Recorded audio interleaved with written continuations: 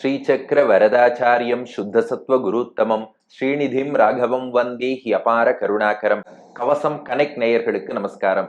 பெரியாழ்வார் திருமொழி முதல் 10, 7ஆம் திருமொழி 9ஆம் பாசுரத்தை அனுபவிப்பதற்காக நாம் எல்லோரும் மானசீகமாக புறப்பட்டு ஆயர்பாடியை இப்போது அடைந்து விட்டோம்.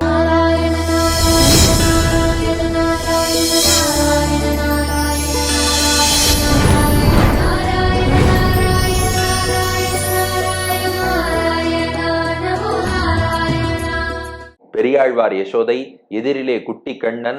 பெரியாழ்வார் யசோதை முதல் 7 பாசுரங்கள்ல உன் முன்னழகை ரசிக்கும்படியாக நடந்து காட்டுன்னு சொல்ல அவ சொன்னபடியெல்லாம் நடந்து காமிச்சுட்டான் கண்ணன்.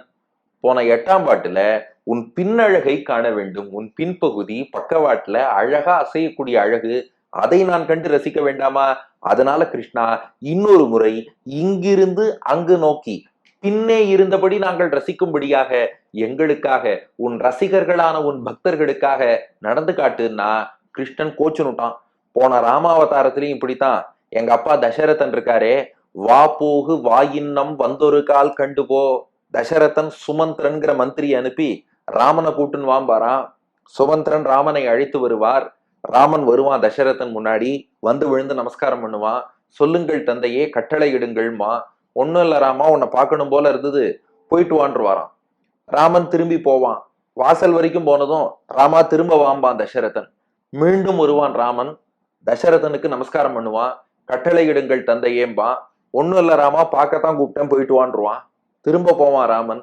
மறுபடியும் வாராமா என்று அழைப்பான் தசரதன். மீண்டும் ராமன் வருவான், தந்தையை வணங்குவான். ஆணையிடுங்கள் தந்தையேம்பான். ஒண்ணும் இல்ல, போயிட்டு வான்றுவான் தசரதன். ராமன் திரும்பி போவான். ஏன் இப்படி அலக்கழிக்கணும் ராமபிரான்? என்ன வாராமா என்று அழைத்து முன்னழகை ரசிப்பானா தசரதன்? போராமான்னு போக சொல்லி பின்னழக ரசிப்பானா? போன பிறவியில, போன அவதாரத்துல அந்த அப்பா தசரதன் வா போ வா போ இப்படி சொல்லி சொல்லி முன்னழகு பின்னழக ரசிச்ச மாதிரி இப்ப பெரியாழ்வார் யசோதை கிருஷ்ணனுக்கு இதே மாதிரி. கிருஷ்ணன் பார்த்தான், நான் என்ன ராமன் நினைச்சியா? வானா வரத்துக்கு, போனா போறதுக்கு. நான் விஷமக்கார கண்ணன். நான் என்ன முடிவெடுக்கிறேனோ அதை தான் பண்ணுவேன். எனக்கு இப்போ வாசல்ல போய் விளையாடணும்னு ஆசையா இருக்குன்னு சொல்லி மொத்தமா புழுதியில போய் குதிச்சுட்டான் கண்ணபிரான். இப்ப திருமேனி எல்லாம் புழுதிய பூசிண்டு ஜம்முன்னு இப்ப வரானா. பத்தியா, என்ன ராமன் நினைச்சியா?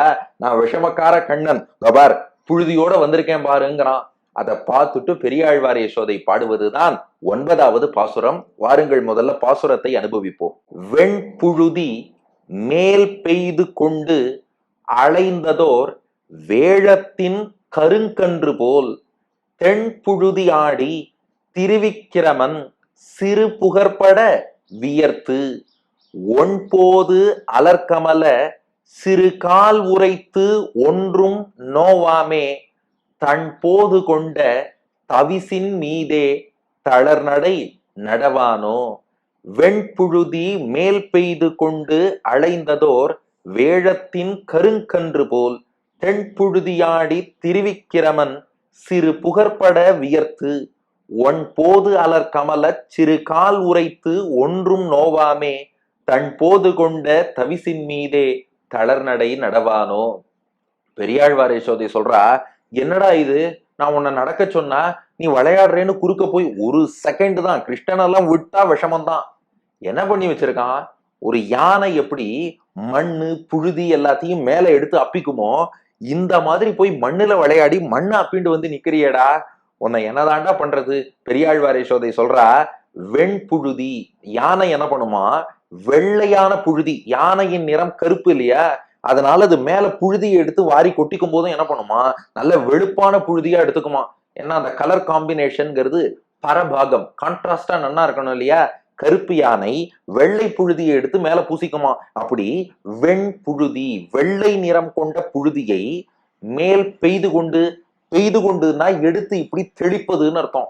மேல் பெய்து கொண்டு அந்த புழுதி அப்படியே யானை என்ன பண்ணும்னா தன் தும்பிக்கையாலேயே எடுக்கும். எடுத்து நன்றாக தன் மீது கொட்டி கொள்ளும். இங்க பெய்தல்னா கொட்டுதல்னு அர்த்தம். மேல் பெய்து கொண்டு கொட்டின்றதோட யானை சும்மா இருக்காதான். ஏன்னா புழுதியை சும்மா கொட்டினுட்டா அது அப்புறம் கீழே சிந்திடும், உதிர்ந்துடும், போயிடும். அலைந்ததோர், அலைதல் அப்படின்னா நன்றாக தேய்த்து கொள்ளுதல், பூசிக்கொள்ளுதல்னு அர்த்தம்.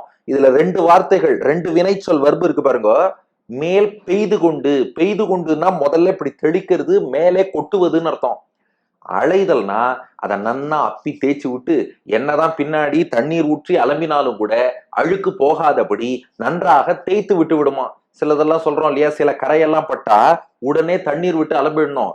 தண்ணீர் விடாம வெறுமனை தேய்ச்சோம்னா அது நிரந்தரமான கரையா போயிடும் சொல்றோம் இல்லையா. யானைக்கு அதுதான் ஆசையம், நிரந்தர கரையா போகணும்னு. அதனால என்ன பண்ணுமா, வெண்புழுதி மேல் பெய்து கொண்டு முதல்ல புழுதியை எடுத்து மேல நன்னா கொட்டிக்கும்.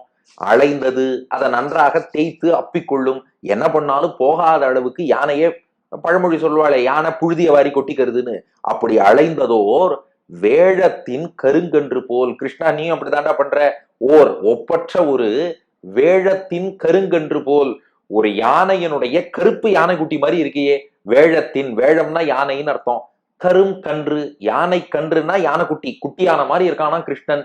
எப்படிப்பட்ட குட்டி யானை, கரும் கன்று. பொதுவாவே யானைகள் கருப்பா தான் இருக்கும். சில இடத்துல வெள்ளை யானைன்னு சொன்னாலும் கூட பொதுவா யானைனா கருப்பு. அந்த யானையிலேயே இன்னும் அந்த கருப்பு நிறம் விசேஷமா இருந்தா எப்படி இருக்கும், அதான் கருங்கன்று போல். பொதுவாவே யானைனா கருப்பு, இதுல இன்னும் விசேஷ கருப்பு யானைனா எப்படி இருக்கும். அது போல தாண்டா நீ இருக்க, ஒரு வேழத்தின் கருங்கன்று போல், ஒரு கருப்பு யானைக்குட்டி மாதிரி நீ என்ன பண்ணிருக்க. அது வெள்ளை புழுதியை எடுத்து நன்னா மேல கொட்டிண்டு அப்பிக்கும்.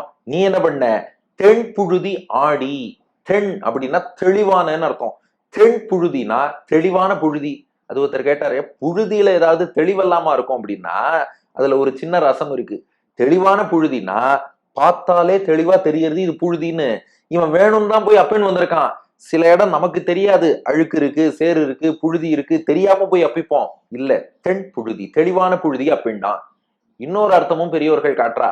பொதுவா புழுதி படிஞ்சதுன்னு வச்சுக்கோங்களேன், உள்ள என்ன இருக்குன்னு நமக்கு தெரியாம போயிடும். இப்போ ஒரு காற்றடித்து புழுதியே கிளம்புறதுன்னா எதிரில யார் இருக்கான்னு நமக்கு தெரியாது. புழுதி என்பது தெளிவு இல்லாமல் பண்ணிடும். ஆனா இங்க எப்படி இருக்கான், இவன் புழுதியை பூசிண்டு வந்திருக்கான். ஆனா தென் புழுதி, அவ்வளவு புழுதி பூசிண்டாலும் கிருஷ்ணனுடைய தேஜஸ், அவன் திருமேனி அழகு நன்றாக பிரகாசிக்கிறது. இது என்னப்பா அவன் மேல பூசிண்டாலும் தென் புழுதியா இருக்கே. அப்போ ஒரு பக்கம் அது புழுதின்னு தெளிவா தெரிஞ்சு பூசின்றான், ரெண்டு புழுதி பூசிண்டாலும் அவன் அழகு நமக்கு தெளிவா தெரியுது. அந்த தென் புழுதி ஆடி. இந்த இடத்துல ஆடினா விளையாடி என்று மணவாள மாமுனிகள் வியாக்கியானம் பண்றார். தென் புழுதி ஆடினா ஒரு நிமிஷம் நடன்னு கூப்பிட்டதுக்கு இவன் வாசல்ல போய் புழுதியில பிறண்டு விளையாடி இப்ப வந்திருக்கான். இன்னொன்னு ஆடுதல் அப்படின்னா குளித்தல்னு ஒரு அர்த்தம் உண்டு. நீராடுதல், தீர்த்தமாடுதல்னு சொல்றோம் இல்லையா. நம்மால் என்ன பண்ணிருக்கான், தென் புழுதி ஆடி புழுதியில குளிச்சுட்டானோ. மொத்தமா புழுதியை எடுத்து மேல அப்பிண்டு அதை நன்றாக யானை எப்படி கொட்டின்றதுக்கு அப்புறம் அப்பிக்குமோ அது போல நன்னா புழுதியை பூசின்னு வந்து நிக்கிறானா. அம்மா இப்ப நடக்கட்டுமான்னா. பெரியாழ்வார் யசோதை சொன்னா பரவாயில்ல நடடான்ட்டான். கிருஷ்ணன் பார்த்தான், பத்தியா நான் புழுதி அப்பிண்டு வந்திருக்கேன்னா நீ முதல்ல என்ன சொல்லியிருக்கணும், ஐயோ கிருஷ்ணா இப்படி புழுதியோட வந்துட்டியேடா, இரு முதல்ல உன்னை குளிப்பாட்டுறேன் அதுக்கப்புறம் நடந்துக்கலாம்னு சொல்லணும் இல்லையோ. நானும் நடக்கட்டுமான்னு கேக்குறேன், நீ நடன்னு சொல்ற, உனக்கு என் மேல பாசம் அவ்வளவுதானா அப்படின்னு கேட்டானா கிருஷ்ணன். இதுக்கு பெரியாழ்வார் யசோதை கவுண்டர் கொடுக்கறா.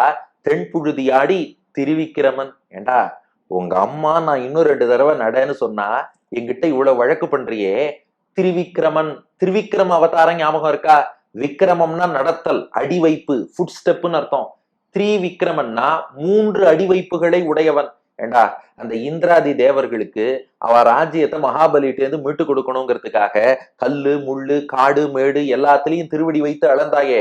ஓரடியால் மண்ணுலகத்தை அளந்து மற்றொரு அடியால் விண்ணுலகத்தை அளந்து 3வது அடியை எங்க வைக்கிறதுன்னு மகாபலியை பார்த்து நீ கேள்வி கேட்க, அவன் என் தலைமையிலேயே 3வது அடியை வச்சுக்கொண்டு பிரார்த்திக்க இவ்வளவு பெரிய காரியமெல்லாம் பண்ணாயே.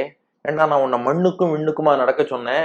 தேவர்கள் அவ தங்கள் காரியம் ஆனா போதும்னு நினைக்கிறவா, ராஜ்யத்தை நாடக்கூடியவா, அந்த காரியத்துக்கு உன் உதவி தேவைன்னு வந்தவா, அவர்களுக்காக மண்ணும் விண்ணும் எல்லாம் நடந்து காமிச்சவன்.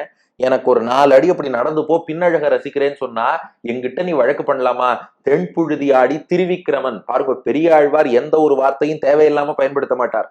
தேவர்களுக்காக அவ்வளவு அடிவைப்பு எடுத்து வைத்து நடந்தவன் நீ, எனக்காக 2 அடி நடக்க மாட்டியா, நடரா திருவிக்கிரமா. கிருஷ்ணன் சொன்னானா, அப்படி இல்லம்மா, புழுதி படிஞ்சிருக்கோ இல்லையோ, இதெல்லாம் கொஞ்சம் அலம்பிண்டு நான் குளிச்சுட்டு வந்தா அழகா நடக்கலாமே.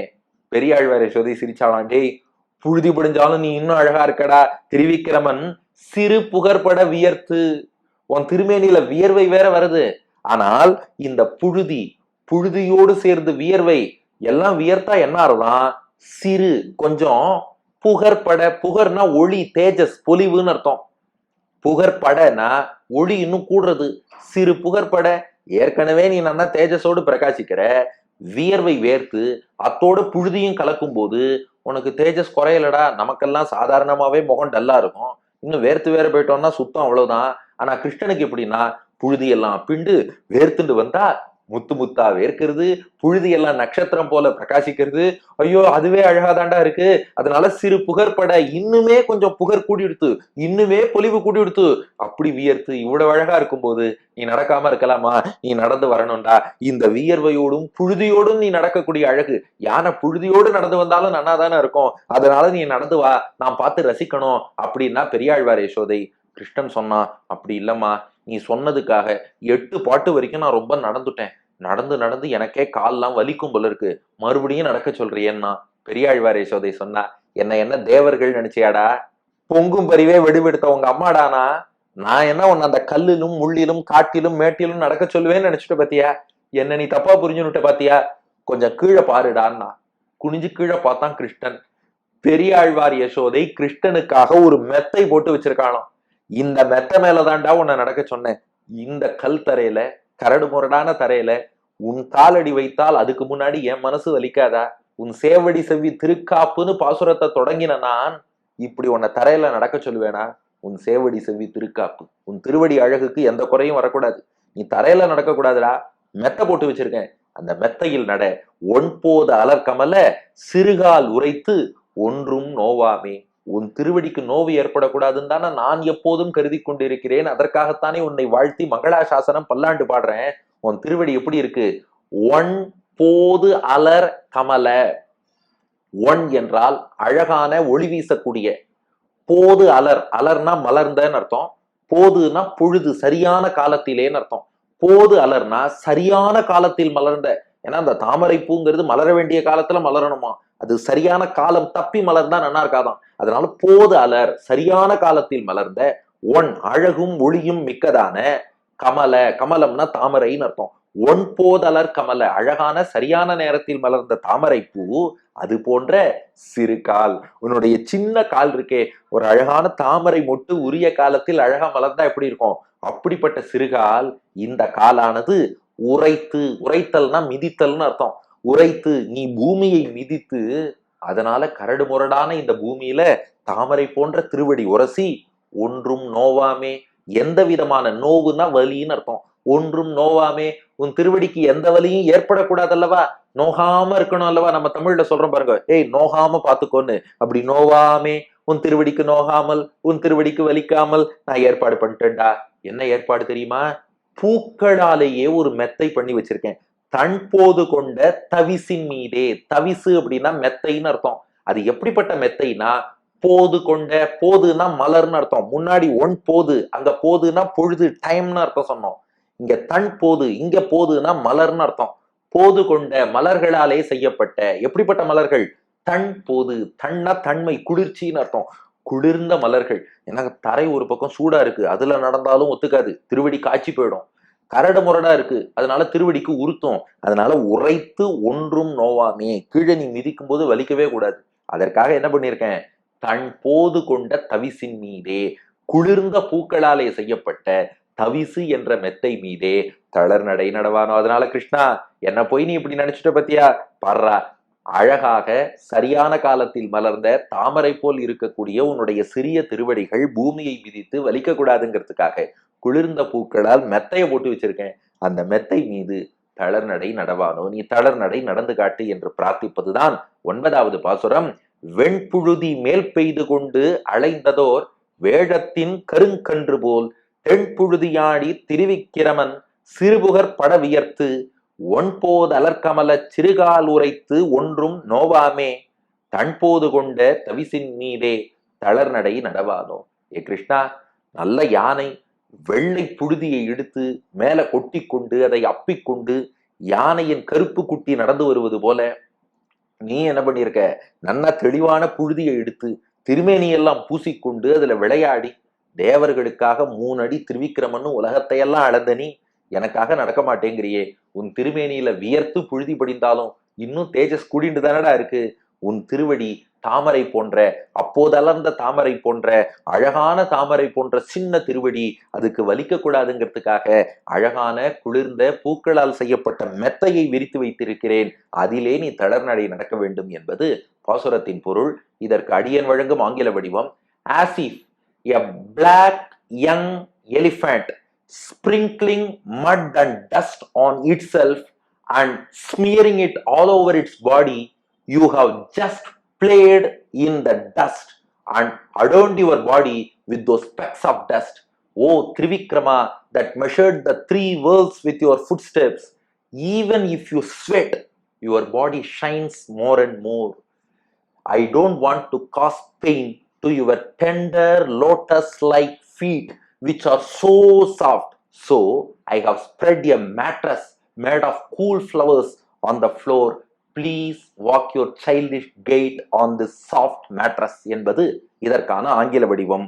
இவ்வளவு கேட்டதுக்கு அப்புறம் கண்ணனால நடக்க மாட்டேன்னு சொல்ல முடியாது, நடக்கிறேன்னு முடிவெடுத்தான். இப்ப பெரியாழ்வார் யசோதை சொன்னா, இன்னொரு சின்ன விஷயம்டா, நீ நடக்கும்போது இன்னொரு அமுதமும் சிந்த வேண்டும், அதையும் நாங்கள் அனுபவிக்கணும். திருவாயிலேந்து அமுதம் இடங்கொண்ட செவ்வாய் ஊறி ஊறி இற்றிற்று விழ நின்று ஆயிடுத்து. இன்னொரு அமுதம், எங்க குழந்தையாச்சே கிருஷ்ணன், எங்க 1 வயசு குழந்தை, இந்த விஷயம் புரியாதவாள்லாம் இதை பத்தி கிண்டல் பண்றான்னா அவளை பத்தி நாம கவலைப்பட வேண்டாம். கிருஷ்ணனை தங்கள் குழந்தைன்னு புரிஞ்சின்றவாளுக்கு தான் இந்த ரசம் புரியும். குழந்தை எல்லா அமுதமும் சிந்துகிறது என்றால், குழந்தையினுடைய, நம்ம குழந்தை கிருஷ்ணனுடைய சன்னம், பிரைவேட் பார்ட், குஹ்ய பகுதின்னு சொல்றோமே, அங்கேருந்து அவன் அமுதம் சிந்த வேண்டாமா? குழந்தை ஆத்துல நடக்கிறதுன்னா, அதுவும் நம்ம கண்ணன் நடக்கிறான்னா, அந்த அமுதத்தை சிந்தின்னு நடந்தாதானே அழகு. அதனால அதையும் சிந்தணும்னு கண்ணன்ட்ட கேட்டுடுவோமா? அடுத்த பாசுரத்தில். பெரியாழ்வார் திருவடிகளே சரணம்.